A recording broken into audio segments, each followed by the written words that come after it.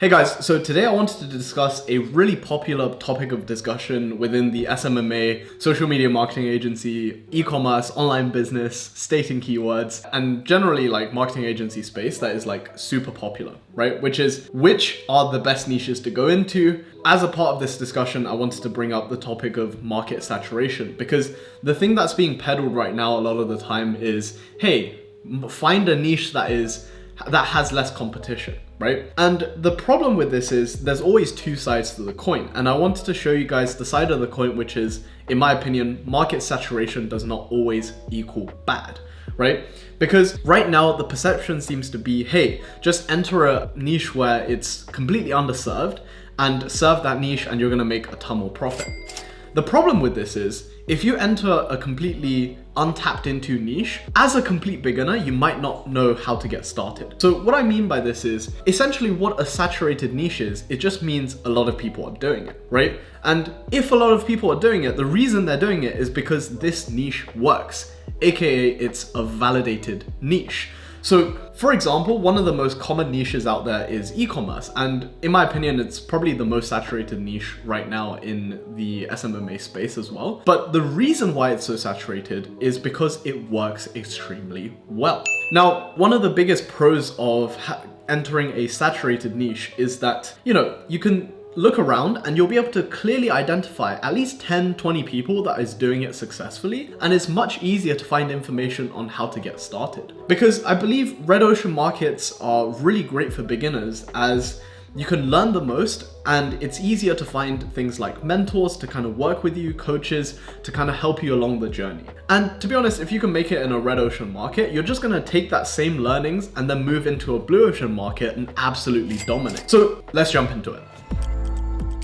Now, I believe in these saturated niches, it's actually a really, really great place for beginners to start and learn fast. Why is that? Because as I said, you have so many people to potentially learn from, and because it's such a saturated market, people are basically giving information out there for free just because, for example, the reason why I teach email marketing so openly is because I know that if I don't teach it, someone else is gonna teach it. And I'd rather be the person giving the information first so that, I have like a first mover's advantage in that sense. Another reason why, in my opinion, entering a more saturated market or red ocean market is going to be more beneficial to you is because it's so proven and the path is so trodden that you can just follow the same path and expect a similar timeline and expect similar results, right? Whereas if you enter a blue ocean market, especially if you're coming at it from a point of scarcity in the sense that you're in a bad financial position in life, you might not have the dedication and the financial resources to actually stick with it long enough to actually crack the code within this market. And also, if you're a complete beginner like I was 2 years ago, I can tell you that if I entered the blue ocean market straight away,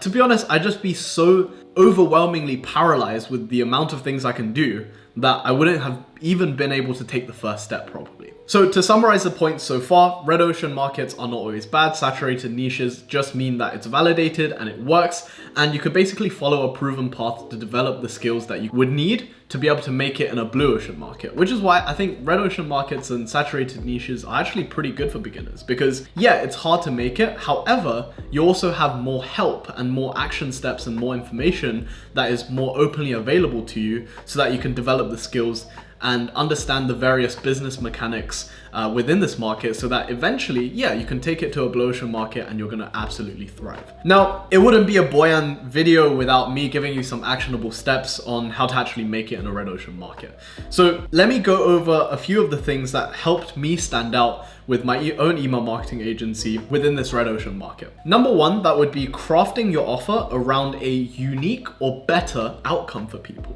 So one of the decisions I made earlier on this year was to pivot my agency from doing ads and emails to exclusively doing emails. Because what I realized was, e-commerce store owners really just care about their bottom line increasing on a monthly basis, right? And ads is a pretty risky method of investing in the sense that it's really unpredictable what the Facebook, TikTok, or Instagram or Google algorithms are gonna do to your ads, right? You can implement the best practices out there, but you know, if the product sucks or if like, you know, your website isn't optimized, there's really no point in running ads. Whereas with emails, I could basically guarantee results every single time for clients that I sign. And this year, I haven't had to give literally any refunds, and we have not failed a single client so far. And this relates back to my earlier point of people falling in love with the vehicle of change rather than producing the outcome itself. So a lot of people, when they first enter the SMMA space, they think, okay, cool, I'm gonna run ads for companies and it's gonna bring them returns. Whereas you should be focusing on, okay, how can I actually just bring people returns, regardless of if it's via ads, influencers, emails, SMS, push notifications, anything along those lines, or even like better accounting and tax strategies. The outcome that you're driving for business owners is more profit in their bank account and more positive cash flow every single month. The vehicle really doesn't matter, right? For example, my clients don't care if I run an ad for them or send an email campaign as long as the ROI with me is positive, right? So when it comes to trying to stand out in a red ocean market, you really got to craft an offer that produces a better or unique outcome for businesses, rather than saying, hey, I'm going to do this and it's going to lead to that. That would just be kind of being too stubborn. So the second thing that I've learned is that over time, as you serve more clients, as you put out more content, as you develop more skill within yourself and within your team, you're just going to become the go-to guy in the market. And occasionally you're going to start getting inbound leads over time as well. So for example, nowadays from YouTube, I can consistently sign about one client a month. And then through my various kind of like affiliates and, you know, strategic partners, I can sign another client.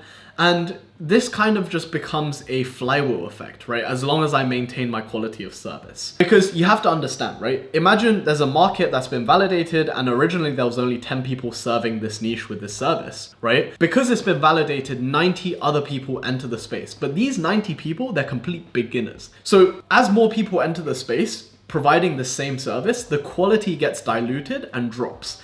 So it becomes much easier to become the go-to person because as you build your reputation, everyone's going to want to work with you. And the game becomes, rather than trying to stand out way too much from your competition, it's more so about protecting your reputation.